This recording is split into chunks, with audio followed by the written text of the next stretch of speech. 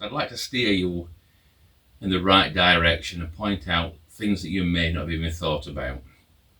For instance, when you look at doing a campervan conversion, it's very much a personal thing. You like it to be your way, it's your guilty pleasure. Unfortunately, when it comes to these kind of seats, there's obviously some sort of metal framework behind here, and the best way to create that metal framework is with a jig. So somewhere in a workshop somewhere there's a fabricator, and he'll put in all sorts of cut lengths into his jig, weld them together for it to create this, and that's perfect. That's how efficiency is. It's meant to be like that, so it can make some money on what it sells you. The bad news is that's a rigid thing. It's cast in stone. It's going to be the same time every time, all the time. Anything outside of that jig, it's going to cost you some money to have something custom made, and that's where this particular seat wins a point, because it can be any width. There's no restrictions on what this can be. Whether it's a single seat, double seat like this is, triple seat, quad seat, doesn't matter. It can be any width you want it to be, literally down to the millimetre. So back to it being a personalised kind of thing, and you want this thing to fit in a certain place, that's a very good shout. The next thing, it's also adjustable in height here, and that in itself is quite relevant. There's two scenarios spring straight to mind. One is going to be there's certain vans out there, they have a lower cargo floor, Peugeot Boxer, Fiat Ducato, Volkswagen Crafter, etc. So when you've got this seat in the back and you rotate your driver's side seat round, you may find it sat a little bit like that because of the different heights, whereas this can be any height, so you can bring that back up to marry them seats together. Likewise, if you're trying to hide something, a water heater or something like that, you can dictate what height you would need and hide it in here. Moving on to the rest of the side down here, I know you can't really see it from that angle, but it's quite shallow. I think it's about 600 mil, something like that, the depth of this seat base. And again, that's relevant. You may think it's insignificant because, you know, but let's say between this one's 600, the next one's 700 and so on. But proportionately, those extra 100 millimeters here and there, they all add up to living space. So just right now, you've got a van which is, typically speaking, 2.4 meters long. You plonk something in it which is, you know, a meter deep, somehow, you're eating it into all your living space out here. This one's quite shallow, so it can go all the way to the back doors. And that's achieved as well because it's got a vertical rear cushion. Again, I know you can't see it from where you are, but a lot of these kind of rock and roll bed seats, as they're called, I call them a wigwam design. So at the back of the vehicle, you have like a little bit of a short, you can't really call it a seat, it's just a ledge. Then you have the back resting like a wigwam, that kind of scenario. And then you have the squat cushion that is that. And it does obviously that to make a bed. But you do get lots of dead space behind the seat. You don't really see it in all their promotional photos and things like that, but there's a lot of dead space behind here that you can't use because that's a little lip. That is vertical behind here, which means this goes all the way back to your, so that increases your living space here. It also means, because of that shallow space, it can fit transversely. You can put it to the side wall of your vehicle and unfold across the width of your vehicle to make a bed. Obviously, it unfolds to 1.8 meters, 6 foot for most people. Fiat Ducato, Peugeot Boxer, they have a width of 1.8 meters, so it fits quite nicely in their vans.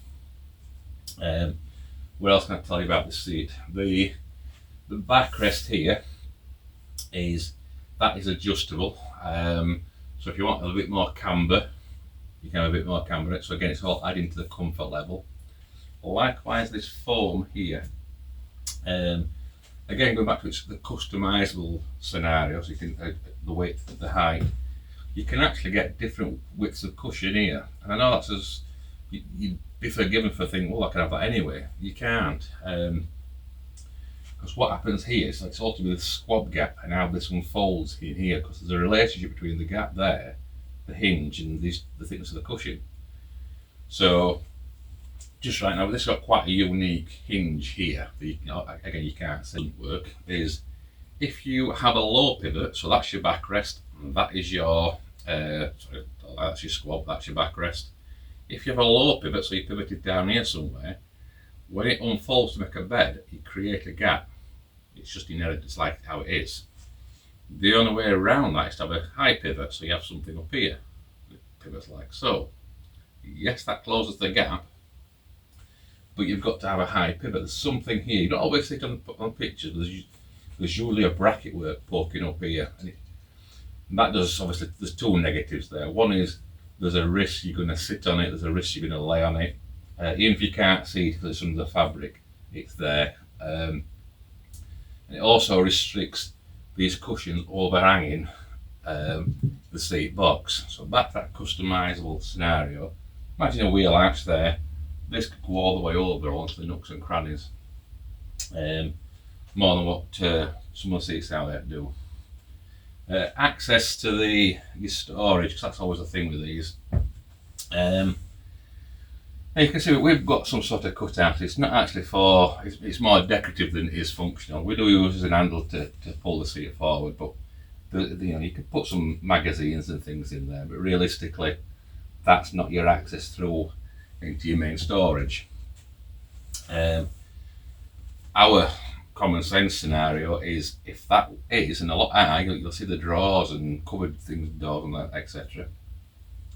The only way you're going to get that, bear in mind in a confined space in the back of your van, on your hands and knees with your arse in air, and you up to your elbows in there, and you need elbows like an orangutan. I don't know if it's a metre deep. So we prefer just to lift the squat, and you can see exactly what you want and pick it out. And it just slots in place back like that. Again, we think that's a better design. Well, what else can I tell you about the seat? Oh, the backrest, yes.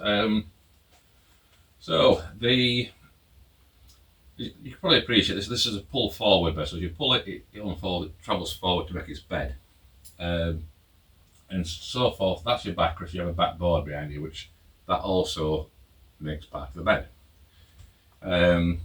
We've done something a little bit unique, and I can't show you because that camera angle will make the backrest actually also fold backwards as well. So it creates a tabletop outside. So that's added living space when you're sat on a campsite. You can perhaps make it a bit of a kitchen if you've got a day van kind of camper van. You want just a bit of temporary functionality right there. You can have a little bit of a barbecue thing going on. The other key features are going to be perhaps your seat belting. Now this is a topic which actually grates my gears a little bit. So you may notice there's no seatbelt on this particular seat I'm showing you, and you'd be forgiven to think, well, I want to see that's got seatbelts on it. Let me talk about the physics. In fact, no, let me talk about myself before we get into that. I've been doing this job for 40 plus years. I've designed, developed, engineered, sold things for vans literally all over the world. As I'm speaking to you right now in 2025, I currently have a website, vanseating.co.uk. That's me. I also have a shop where you can come and buy seats from me. I've done that for the last 15 years, way before COVID and the staycation carry on. So I'm very much experienced in what I'm talking about. So I think I'm forgiven for sitting in judgment and saying this is right and that's wrong. And here's my thoughts about the seat belts. And it's all to do with physics. I did fetch out a video about safety on this some time since, but we'll reiterate it. So if you've got a seat here and it's got the seat belts to it, those seat belts are anchored to the seat frame. Because them seat belts are anchored to the seat frame, it asked, after people are selling these things with seat belts and without the test, by the way. And I'll show you that shortly. There's a pull on the seat frame. So imagine these things they're quite heavy. This one isn't, by the way, it's made out of aluminium underneath here. But normally speaking, the big metal things, 100 kilo upwards. You sit 2 occupants on it, or 3 occupants. Each one of them is 75 kilos a piece, you're adding a lot of mass here. You throw things inside it. Again, before you know where you are, this thing is 400, 500, 600 kilos. And again, we aren't being detrimental to the professional campervan people out there, but there is some people that's producing these sort of things and fitting these sorts of things incorrectly. It's all to do with that mass, this physical weight of this, which just, yeah, this steel work is strong, but you're bolted to a tin floor. So when you come to a sudden stop in a collision, all that is a driving force. Because you've strapped everything to one thing, and that one thing is held insignificantly, all the lot will somersault through the van and kill people on it and in front of it. The better way of doing this, and this is not me just trying to sell you a van seat, it happens to be facts and figures and physics, is individual seatbelts around individual occupants. And them seatbelts go back to the vehicle exactly like they are in your car. You get in your car, I can almost guarantee you'll pull a seatbelt off the frame of your vehicle and click it in your hip somewhere. That is a tried, tested and proven way of doing that. You strap all that mass on here, you need to make sure that that is significantly anchored to that chassis underneath the floor, because if it isn't, you have a collision, somebody's going to die. Now you can't always get a 3-point belt on. You can on the seat frame, because obviously you've got the seat frame there. But you're reliant on the framework, this seat being close to the bodywork of the vehicle to put a fetch belt over. If you can't do that because of where you want to use the seat in the vehicle, you could fit a lap seat belt. Now again, people are quite dismissive of lap seat belts, thinking, oh no, they'll cut you in half, da-di-da-di-da. Absolute load of bollocks. You've got to look at the physics again. First and foremost, that belt, if it was dangerous, you wouldn't be able to buy it. It's gone through the same sort of load test as what the 3-point belt has. It's just across it as opposed to across your shoulder and your neck. The only criteria is you don't have a hard surface in a head striking distance, because obviously you will tuck up in a collision, which if the roof were to fall in on you right now, I could guarantee to you your natural body reflex is to tuck up to protect yourself. So that's actually doing the same sort of thing for you. So just make sure you've not got something hard in a head striking distance directly in front of the occupant. You're perfectly fine. Like I say, it's a tested product. And again, fetch that down there, down to the van floor and anchor substantially. You don't need it to go to the chassis leg and things like that, because you've got individual mass, not a collective mass.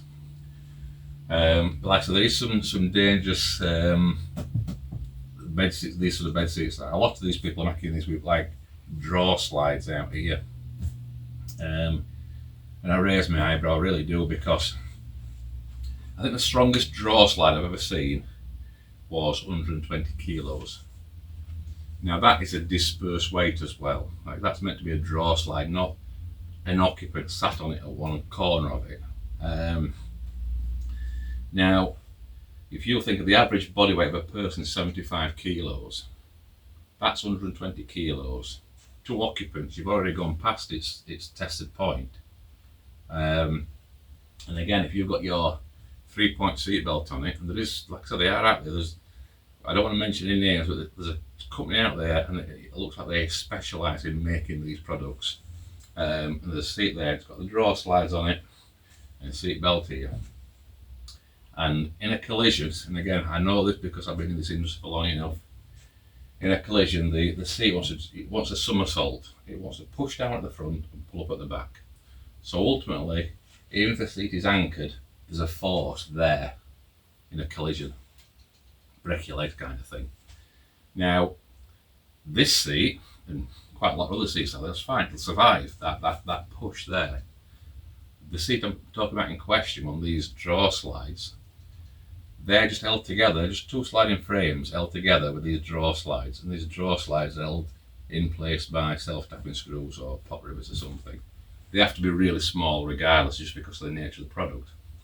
When you have that drive force in, now bear in mind, you're already at the verge of collapse anyway. You've got two 75 kilos on top of something which is 120 kilos, so you're already at 150 kilos when that's only tested to 120 kilos. In a collision, you get that sudden stop. That sudden stop creates G-force. So the 150 kilos here may suddenly be 450 kilos in force. So that will definitely collapse. The ball bearing race thing under here, press steel, held together with pot rivets and soft top screw, it will collapse. The occupant will go down, break both legs, and the belt that you've been relying on up here is then a guillotine across the neck. If it doesn't cut the throat, it'll take the head and break the neck. So, like I say, you look at it, you think big strong thing, got a seatbelt on it. You're buying from a company that's got that title, you know, Campervan bed seat company, whatever it's called, rock and roll, I don't know, but like I say, not professional to sort of like be quite specific about them, but they are out there, and you need to be careful. I think what else can I tell you about this particular product? I suppose how quickly it unfolds. So again, back to your camper van.